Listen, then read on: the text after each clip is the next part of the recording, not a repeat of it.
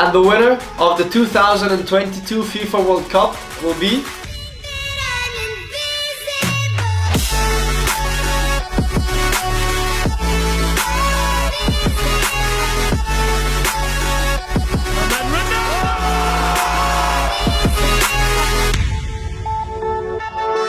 Ciao! Welcome back to Benchwarmer Diaries. The World Cup is finally here, and it is one that will be remembered for a long time to come. It is the first time that a Middle Eastern country hosts it, and it is also the first time that a World Cup is not held during the European summer. Unfortunately, this World Cup will also be remembered for all the controversies and criticism regarding its allocation and the organization of the whole tournament itself. But that's not what we're here for. So, as you can probably guess from the title, let's dive straight into what are my final predictions for this year's World Cup. As you probably know by now, Group A is made up of Qatar, Ecuador, Senegal and the Netherlands. And if I have to be honest, I just think that the Netherlands have too good of a team with De Ligt, Van Dijk at the back and then De Jong in midfield and Gakpo and Simmons up front. And I think they'll just top the group, winning all three games quite convincingly. While in second place, I'm gonna go for Senegal, because although Mane's injury and absence will hurt their World Cup run a lot, I still think they have a better team than Ecuador's and Qatar's. And actually, I had them as my dark horses for this tournament, as I thought they could at least reach the quarterfinals, if not the semis. I think that will be a much tougher challenge now that they don't have Sadio Mane anymore, but let's see what they can do. Moving on to third, between Qatar, the hosts, and Ecuador, I'm gonna go for Ecuador, as they are a team who has participated in 4 of the last 6 World Cups. However, I don't think that Estupiñán, Caicedo and Valencia up front can carry them through this group stage. So that means that I'm gonna go for Qatar in fourth, because I just don't think they have a squad that is able to compete with the other 3. And this means that Qatar will join South Africa and be the only 2 host nations who have not passed the group stage. Moving on to Group B now, I think just like in Group A, there is one clear favorite, and in this case it is England, who of course reached the Euros final last year, then unfortunately losing to Italy. So expectations are running pretty high, and then they qualified unbeaten for this World Cup, winning 8 games and drawing 2. Then of course they had the Nations League, which was a very poor showing for them, finishing last in their group and getting relegated. However, I still think that they have the best team in the group and should easily clinch first place. Whereas second place, I think I'm gonna shock quite a few people with this, but I'm gonna go for Iran. This will be Iran's 3rd consecutive World Cup, and after finishing just 1 point behind Portugal and Spain at the previous edition in Russia in 2018, I think that their squad now has enough experience to beat teams like Wales and the USA and clinch second place, especially with Taremi, who is in great form for FC Porto. And in third place, I'm gonna go for the USA, who returned to the World Cup after missing the 2018 edition. And this time they come with players like Christian Pulisic, Weston McKennie and Tyler Adams, who have great European level experience, but I just think the squad is still a bit too young to pass the group stage. Whereas I think they'll have a really good chance in 2026 when they host the World Cup with Canada. And that means that I'm gonna go for Wales in 4th place, who are only playing their 2nd ever World Cup after the 1958 edition. Their main player is obviously Gareth Bale, who they rely on a lot and who actually always turns up for the national team, whether it be for the Euros like in 2016 or the World Cup qualifiers. In Group C, we have Argentina, Saudi Arabia, Mexico and Poland, and I just think it is Argentina's group to lose. I expect Messi and his teammates to outclass every team in this group, starting from the first match day versus Saudi Arabia, where they could win 3 or 4-0, which will definitely give them a lot of confidence to take into the rest of the tournament. And for second place, I think it'll be quite a toss-up between Mexico and Poland. And after failing to qualify for the knockout stages in the past 3 World Cups and the 4 Euros, I think that Lewandowski will be able to carry Poland into the knockout stages for the first time in a long time. That means that I'm gonna go for Mexico in 3rd and Saudi Arabia in 4th. It was tough for me to put Mexico in 3rd because they are a team who have qualified for the knockout stages at a World Cup in each of the last 7 editions they have participated in. But this year, with Jesus Corona ruled out and Raúl Jiménez still struggling with his groin injury, I just think that they will be under real pressure and they will fail to perform. And for Saudi Arabia, I just don't think they can beat any of these teams, as they are the second lowest ranked team in the world, and I just think that their best chance is to try and concede the least possible amount of goals and try to collect 1 or 2 points along the way if they're lucky. On to Group D now, which is a group that I'm really looking forward to, because I don't think it'll be as easy as people say for France, but there'll be quite a bit of drama. As a matter of fact, in first place, I'm gonna go for Denmark, who, after reaching the semi-final of the Euros last year, I think have an improved squad, especially with Eriksen fit again and performing very well for Manchester United. And since I consider them one of the European heavyweights now, don't be surprised if they make a deep run into this tournament. And for second place, I think this is the year that the World Cup winners' curse is gonna be broken, so I'm gonna go for France. France have been struggling a lot with injuries recently, with Pogba and Kante out injured for quite some time now. They even lost Nkunku at the start of the week, and just the day before the start of the tournament, they even lost Benzema. So without all these players and the current best player in the world, I think this will be Mbappe's chance to shine even more than he already does, because he can take the stage for himself. So I'm curious to see if he takes this opportunity or not. And I just think that France's squad is far too superior than that of Australia and Tunisia, that I think that this year the World Cup curse will come to an end. And now for third place, I'm gonna give it to Tunisia, who, as I said, on paper, I don't think they have enough quality in their squad to make it past the group stages and finish above one of Denmark or France. However, I wouldn't count them out just yet, and I would keep an eye on players like Wabi Kazri, Naim Sliti and Elias Shkiri from FC Köln, as they could be the three to carry Tunisia to a second place spot, beating out France, which would be one of the biggest upsets this tournament. Which means that I'm gonna go for Australia in fourth place. The Socceroos, who were the second last team to qualify for this World Cup with a penalty shootout win over Peru in the playoffs, have been eliminated from the group stages 4 of the last 5 times they have appeared at the World Cup, and I just think this will be their fate once again. Moving on to Group E now, where we have Spain, Costa Rica, Germany and Japan.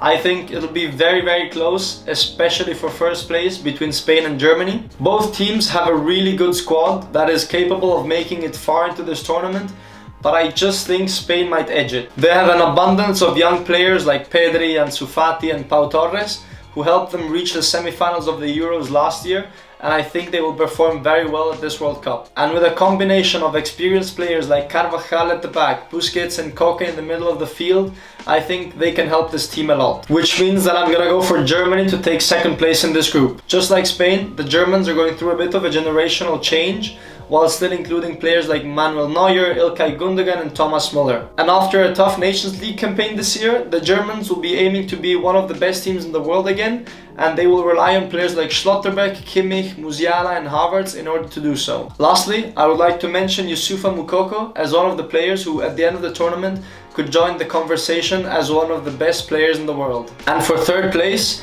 between Japan and Costa Rica, I'm gonna give it to Japan, who are competing in their 7th consecutive World Cup this year. Both Spain and Germany should be able to beat Japan. However, with Takumi Minamino from Monaco leading the line and other European-based players like Tomiyasu, Endo and Kubo, they are definitely a team that should not be underestimated this year. Which of course means that I'm gonna go for Costa Rica in 4th, who are actually the very last team to qualify for this World Cup, beating New Zealand in the playoffs. Unfortunately, I do predict them to finish last in this group. However, if players like Keylor Navas, Brian Ruiz and the rest of the team can perform the way Costa Rica did in 2014, who knows, they might even have a chance. And now, on to what will, in my opinion, be this World Cup's most fun group to watch, Group F, with Belgium, Canada, Morocco and Croatia. This year, Croatia finished first in their Nations League group ahead of Denmark and France, and I still think they are one of the best teams in the world, especially with a midfield with Perisic, Modric, Kovacic and Brozovic, who are all set to play a key role in this tournament. And I think they will keep on surprising people, and especially Belgium, who I have in second place. For the Belgians and their golden generation, this will be their last chance to win a trophy on the international level, especially due to the fact that most of their players are reaching the end of their careers. I think that this team will be heavily reliant on 2 main players, Thibaut Courtois and Kevin De Bruyne, and I think that this will just be enough for them to pass the group stage in second ahead of Canada and Morocco. While for third and fourth place,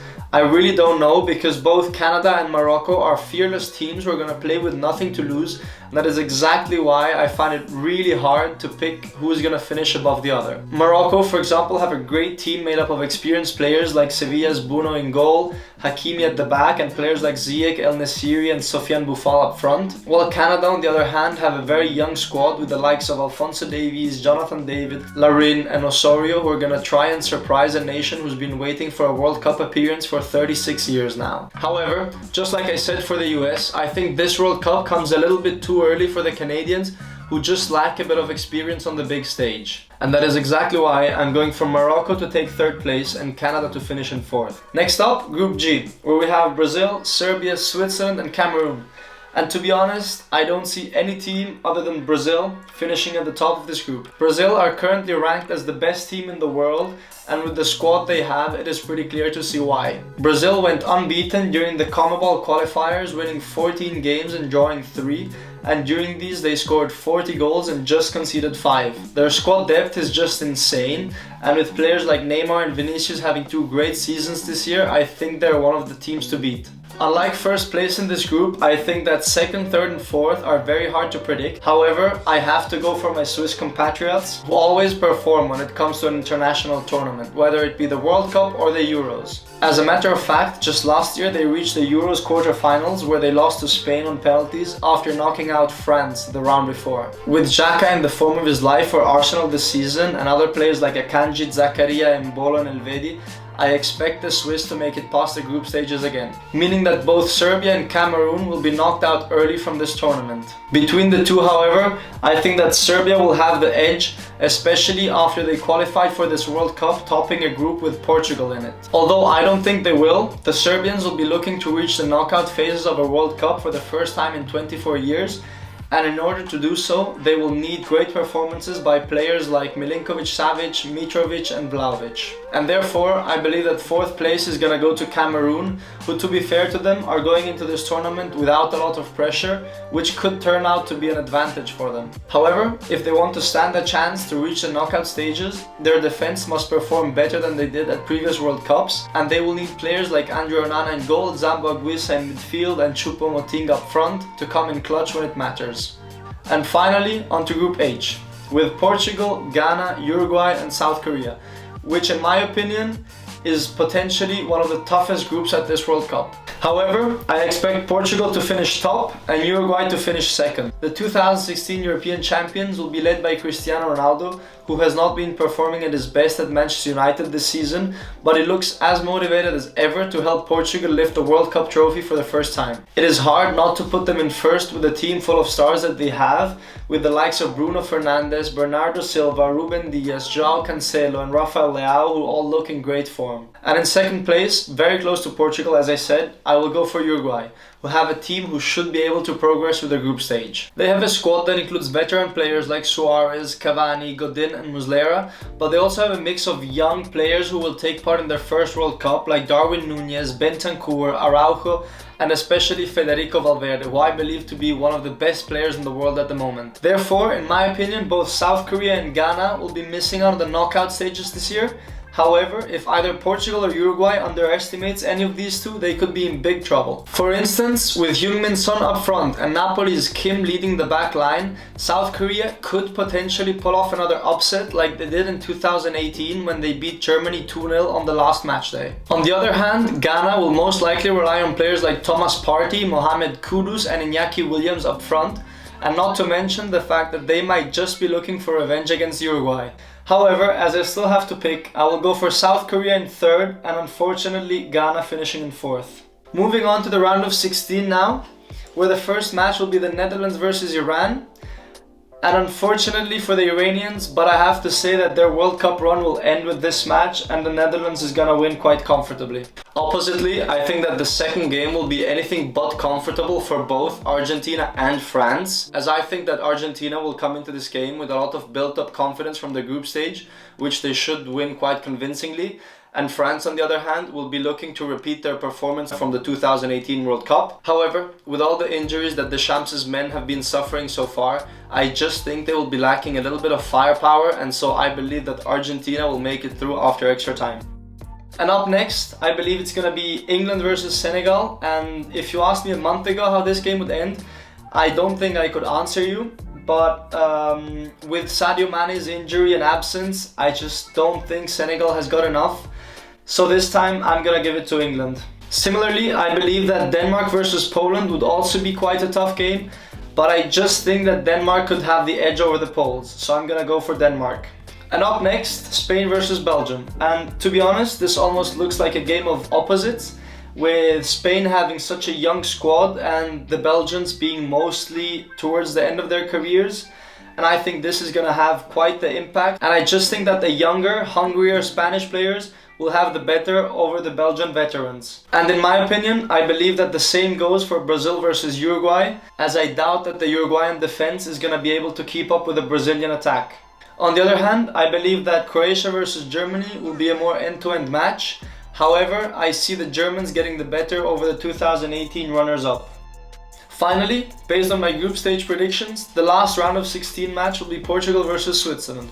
And unfortunately, I don't think the Swiss will have what it takes to beat the Portuguese. So this is where the tournament ends for Murat Yakin's men.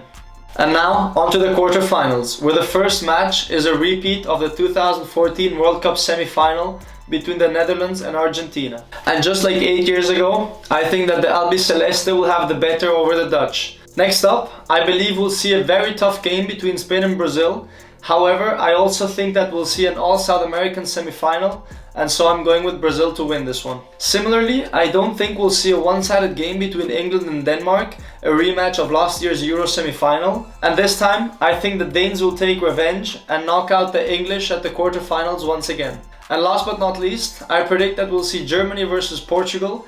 And although Germany has won all 5 previous encounters against Portugal at a major international tournament, I think it won't go their way this time, so I'm going for Portugal to reach the final 4. So, with the quarterfinals all predicted, we can move on to the semis, where I believe we'll see Argentina play Brazil and Denmark play against Portugal. If this happens, it would be the 114th time that Brazil and Argentina face each other, and with Brazil having won 46 of their previous encounters, I think they will add to that record and shatter Messi's dreams of winning a World Cup. And on the other hand, I believe Portugal will outshine the Danes and Ronaldo will have his chance to play a World Cup final, just like Messi in 2014.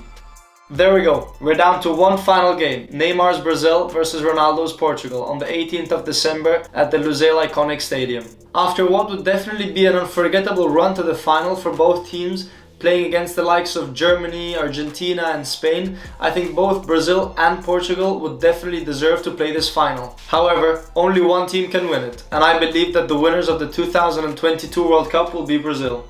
Unfortunately for Cristiano Ronaldo, I do believe that if this was to be the final, Brazil would get the better over Portugal, and Ronaldo, just like Messi in Brazil in 2014, would miss out on the opportunity to lift that World Cup trophy once and for all. On the other hand, for Brazil, it would be their 6th World Cup title, and for Neymar, it would be that moment of glory that he's been chasing his whole career. So, that's it. That's my entire World Cup prediction. Let me know what you guys think, comment down below who's most likely gonna win it, and last but not least, thanks for watching.